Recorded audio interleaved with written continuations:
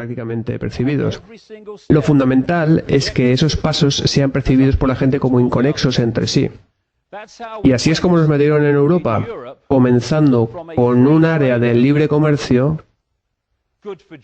Es bueno para el paro, nada de lo que preocuparse, hasta lo que se ha convertido ahora un superestado centralizado y aún no han acabado de construirlo. Y todo esto mediante la técnica del andar de puntillas. Y de esta manera vemos cada día pequeños cambios en la legislación. Día tras día nos acercamos más a la sociedad orwelliana de 1984, con la excepción de que desde el 11S parece que más bien estamos en el sprint hacia el totalitarismo. Mucha gente me ha dicho a través de todos estos años, todo esto de la teoría del Estado totalitario centralizado no son más que patrañas. Y entonces veo que esa misma gente va a manifestaciones pidiendo que se pare la globalización. Pero, ¿qué es la globalización? Es la cara pública de la misma agenda sobre la que he estado hablando durante 20 años. La agenda de ir centralizando el poder a un nivel global en cada área de nuestras vidas. Y conozco algunas personas a las cuales les deseo la mejor suerte del mundo y ellas llegan al nivel de aceptar que existen corporaciones transnacionales y me dicen, esa es la razón para la globalización, la avaricia de las transnacionales. Estas personas creen que las transnacionales son las que están detrás de todo, pero es que existe otro escalón más alto. Cuando te das cuenta que a través de la estructura de pirámides que contiene pirámides, las corporaciones transnacionales a fin de cuentas están controladas por la misma gente y solo son diferentes máscaras sobre las mismas caras de nuevo. Las corporaciones transnacionales no son el motor de la globalización, solo son el vehículo que les lleva hasta ese fin. Y en todas las áreas de nuestras vidas, ahora mismo, mira, yo viajo mucho, incluso lo notas en la configuración física de los países. Yo estuve en Japón hace poco. Incluso ahora la misma configuración visual de los países empieza a tener el mismo aspecto por todo el mundo.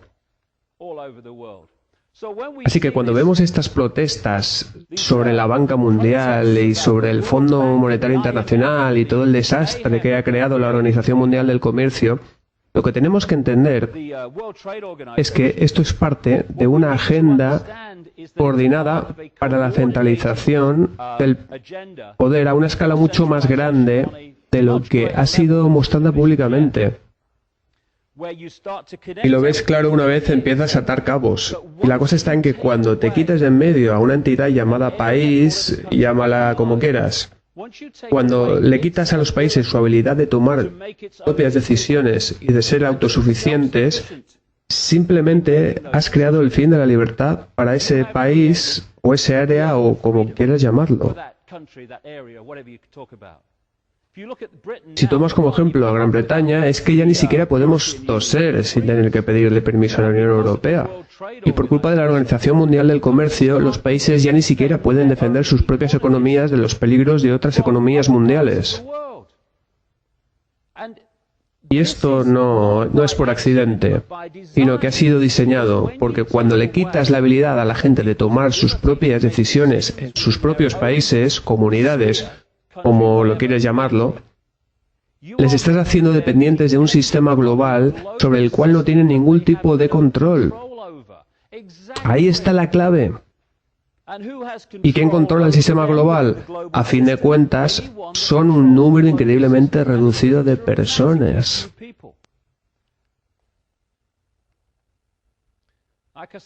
Como dije, hay una agenda avanzando tras el telón, pero en primer plano vemos la versión de la película proyección. ¡Oh, no, es mercado libre! Me encanta el mercado libre.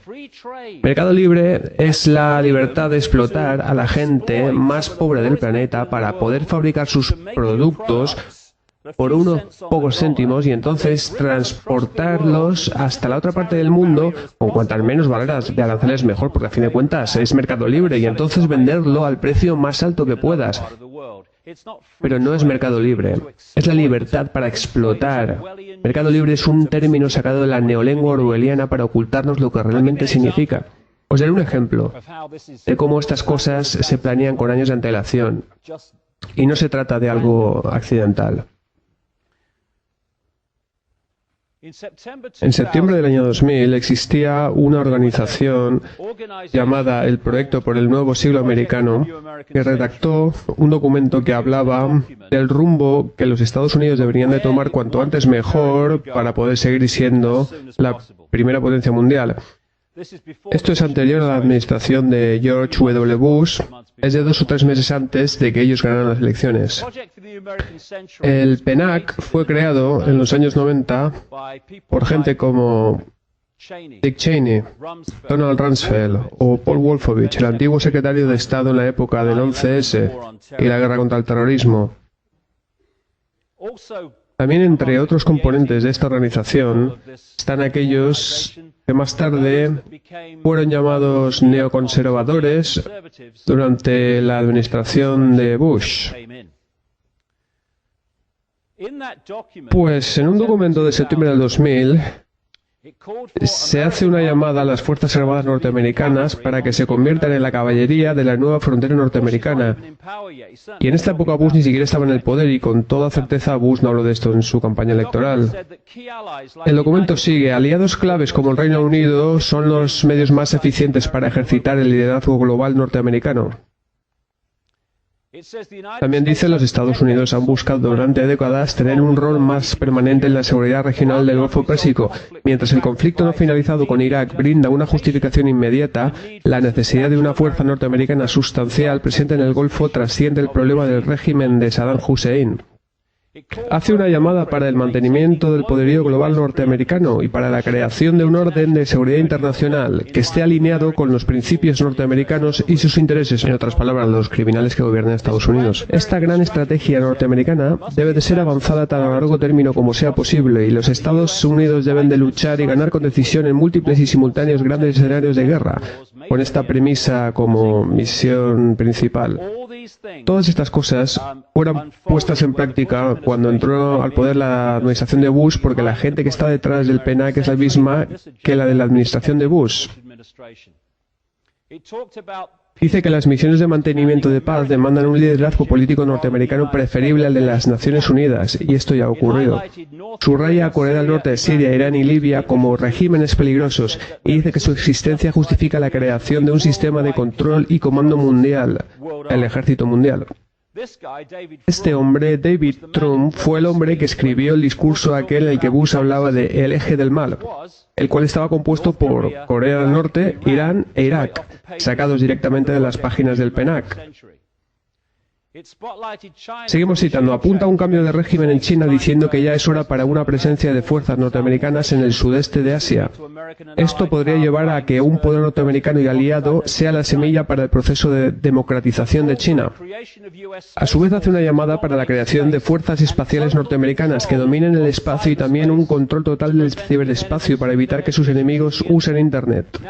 Y ahora cada vez estamos viendo más y más cómo se criminaliza Internet para intentar detener la libre circulación de información. Habla del desarrollo de armas biológicas que sean capaces de atacar a genotipos específicos, y esto deberá transformar la guerra biológica desde el reino del terror hasta convertirlo en una herramienta políticamente útil. Este es el tipo de mentalidad que se esconde detrás de la gente que patrocinó la guerra contra el terrorismo. Y en un punto el documento dice esto: para que esta agenda o proceso de transformación, como lo llaman, se cumpla en un tiempo razonablemente corto, debe de existir un evento catastrófico y catalizador como un nuevo Pearl Harbor. Esto fue publicado en septiembre del año 2000. Este proceso de transformación será probablemente largo, de no ser por algún evento catastrófico y catalizador como un nuevo Pearl Harbor. Al mismo mes del año siguiente de la publicación de este documento, y después de 9 meses de que la gente que lo hubiera escrito entrara al poder, es decir, la administración Bush, Estados Unidos tuvo lo que, en las propias palabras de Bush, fue nuestro Pearl Harbor, el 11S. Como resultado de esto, como habla en detalle en este libro que escribí hace algún tiempo, como resultado de esto, tuvimos el horror del 11S. Pues esa gran lista de cosas que exponía el documento del PENAC han sido justificadas y puestas en acción gracias a este evento.